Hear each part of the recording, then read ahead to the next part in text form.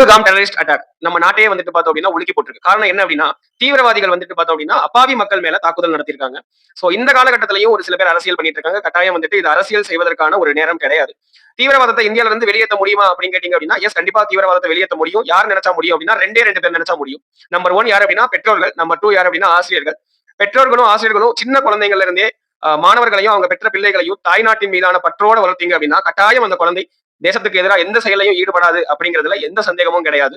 ஏன்னா தீவிரவாதம் அப்படிங்கிறது ஒரு ஐடியாலஜி, ஒரு சிந்தனை. முதல்ல தீவிரவாதி என்ன பண்ணுவான் அப்படின்னா அந்த குழந்தைய வந்துட்டு பார்த்தோம் அப்படின்னா தீவிரவாத சிந்தனைகளை விதைப்பான். அதுக்கப்புறம் தான் அவன் டெரரிஸ்டா மாத்துவான். சோ நம்ம தாய்நாட்டு பற்றோட வளர்க்கிற பட்சத்துல எந்த குழந்தையும் தேசத்துக்கு எதிராக வந்துட்டு பார்த்தோம் அப்படின்னா சிந்திக்காது அப்படிங்கிறதுலயும் எந்த சந்தேகமும் கிடையாது. இது போக ஸ்டேட் ஸ்பான்சர்டு டெரரிசம் அப்படின்னு சொல்லியிருக்கு. அதாவது வெளிநாட்டு இருந்த பாகிஸ்தான் மாதிரியான நாட்டுல இருந்து பார்த்தோம் அப்படின்னா டெரரிஸ்ட ப்ரமோட் பண்ணி இந்தியாவுக்கு அனுப்புவாங்க. அதை வந்துட்டு பார்த்தோம் அப்படின்னா கவர்மெண்ட் தான் தடுக்க முடியும். ஆக மொத்தம் இந்த 3 பேர் நினைச்சா மட்டும் தான் தடுக்க முடியும்.